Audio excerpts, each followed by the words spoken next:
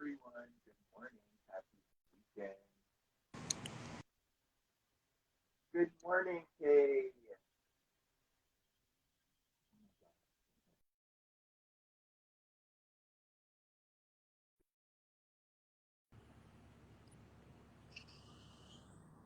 Oh, Oh, there you there I could hear you and I could see you now. Oh, hey, good morning from Austin, Texas.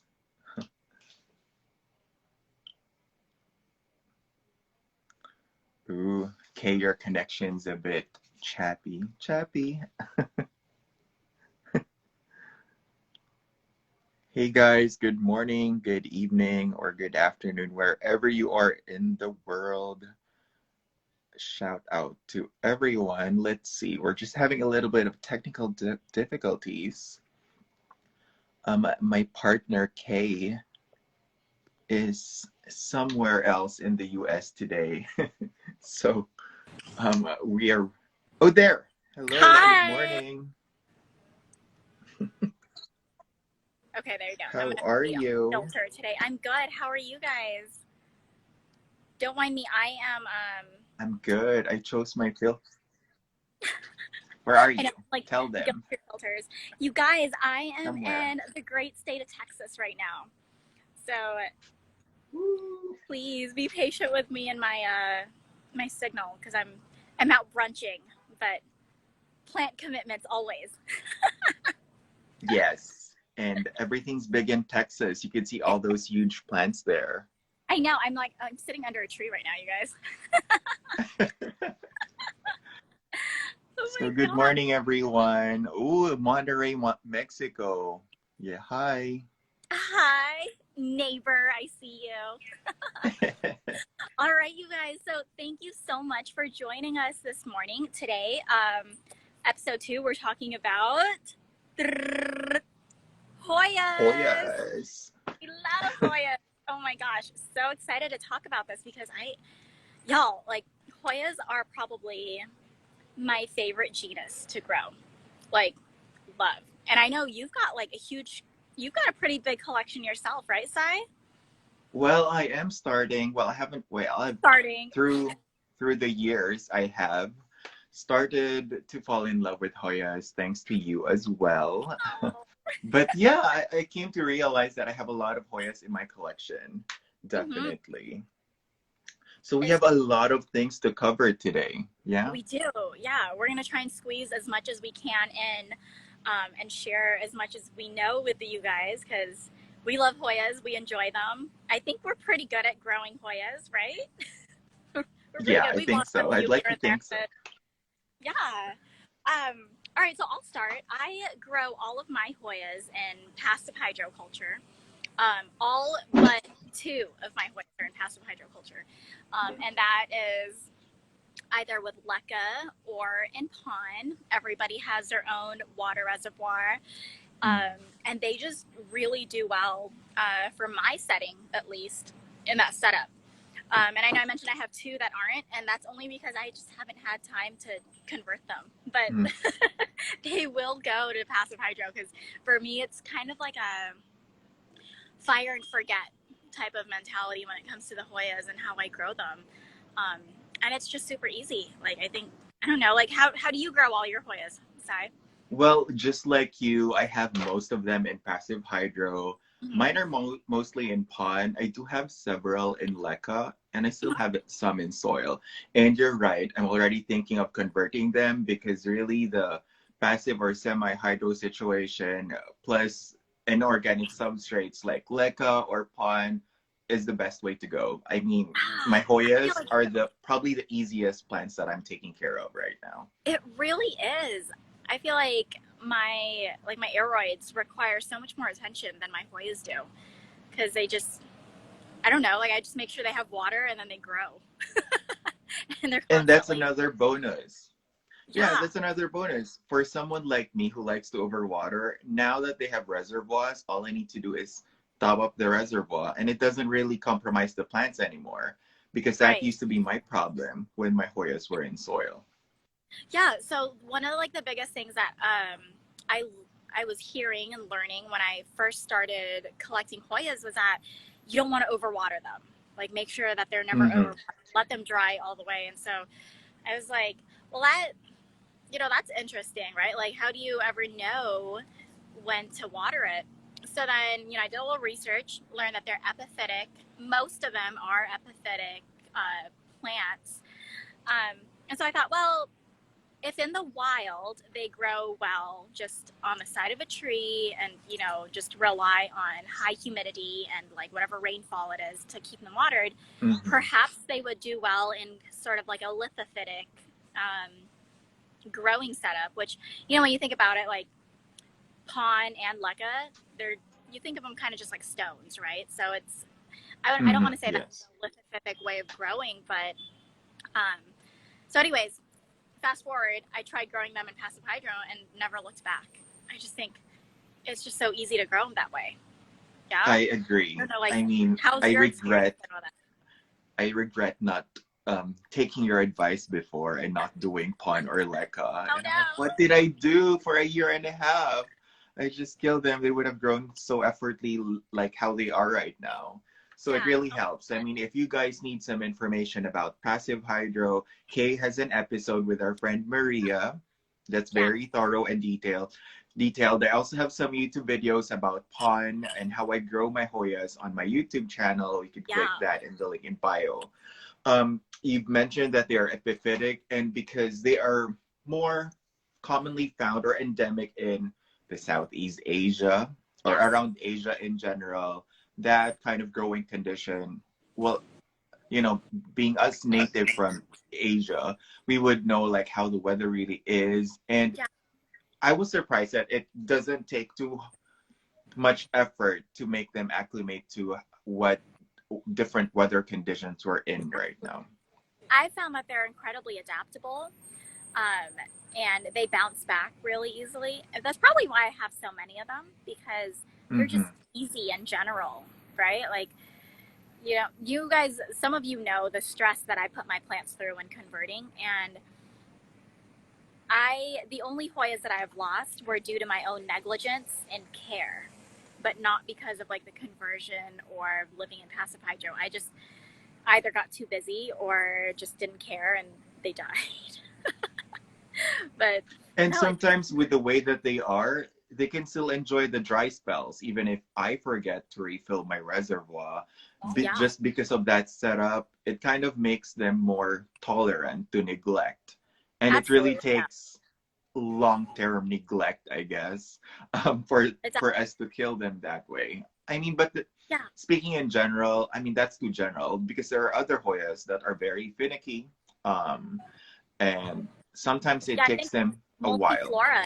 Well, I think multiflora is probably one of the more finicky ones where if you miss a watering or if you let the reservoir dry out, the buds will just drop, drop, drop, Yeah, drop. yeah, But for the actually, most part, I think Hoyas just are so easy and they're so rewarding to grow because they're relatively fast growers, in my opinion. Once they're settled in, they just grow.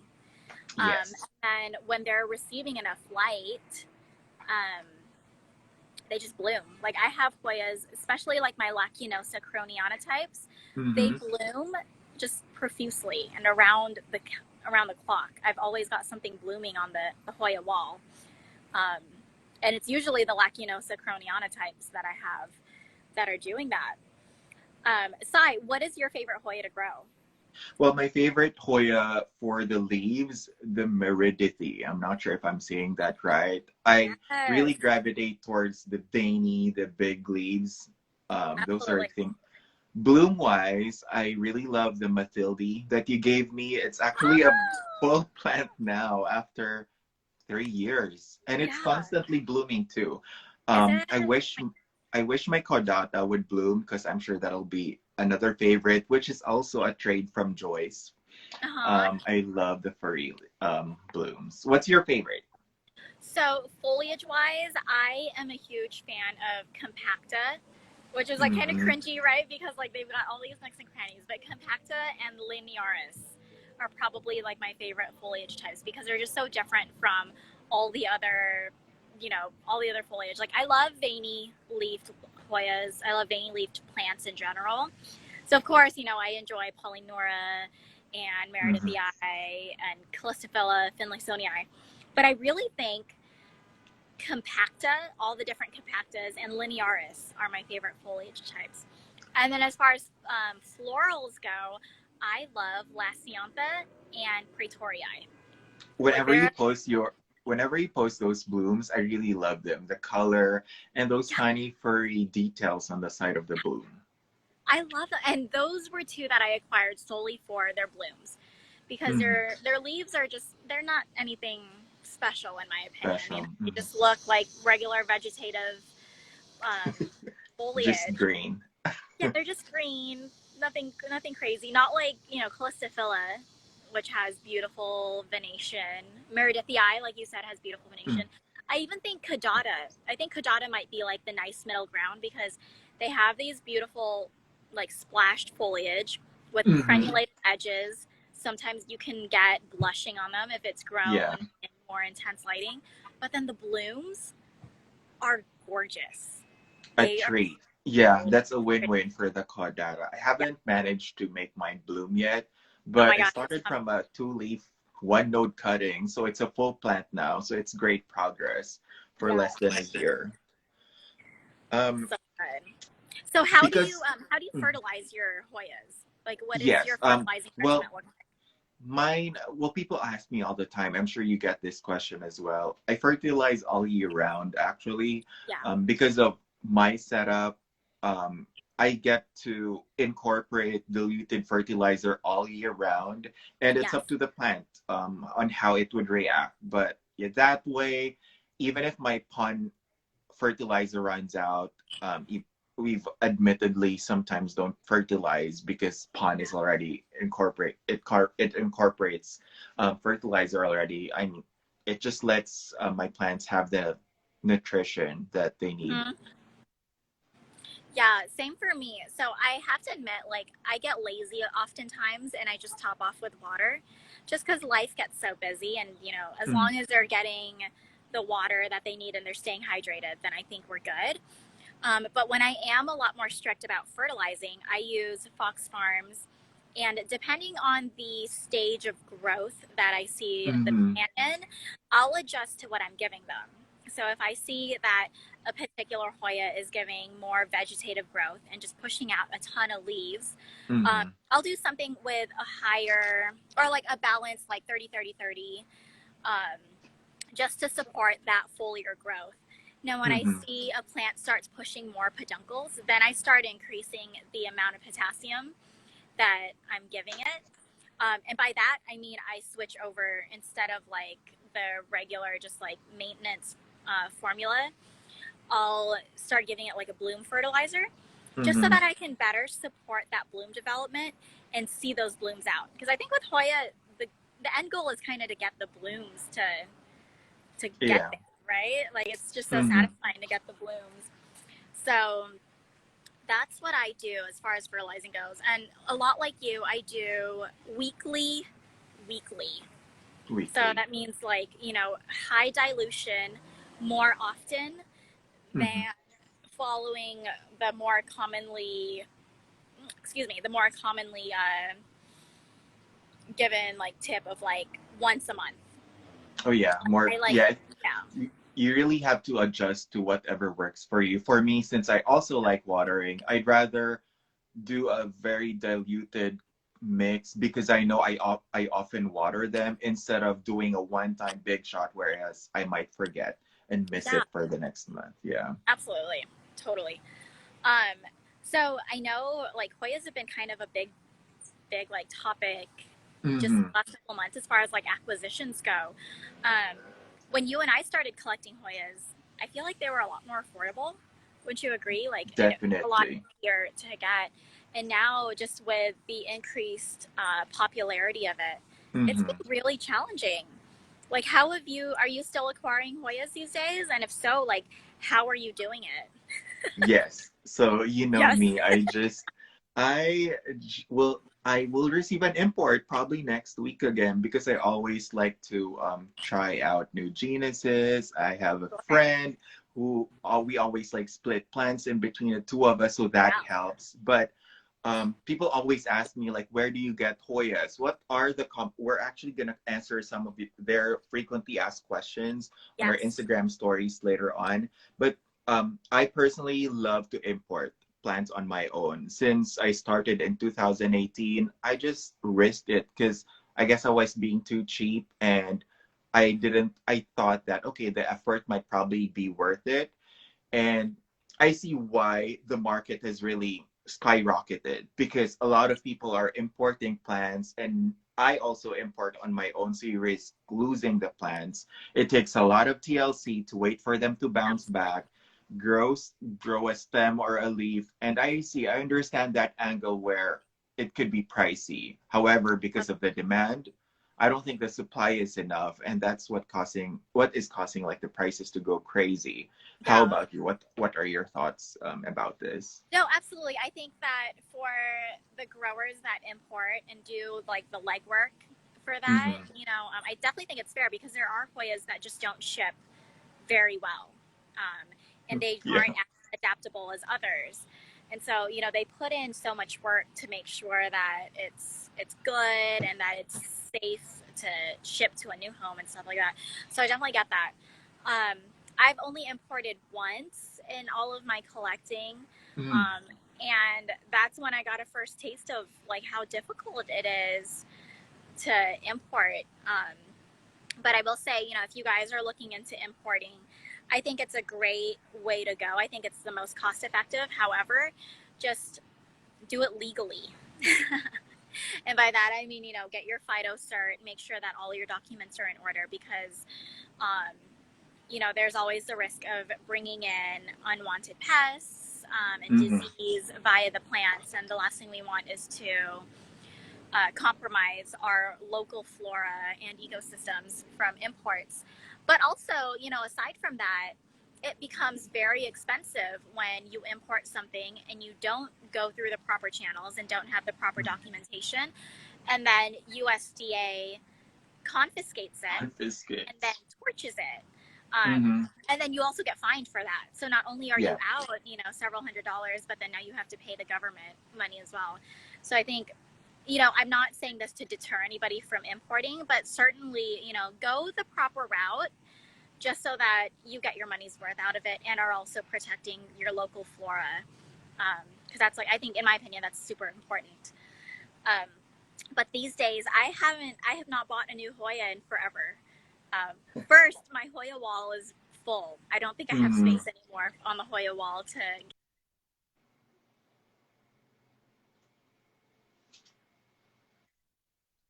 space. So I just don't have the extra space for them. But it's just so expensive.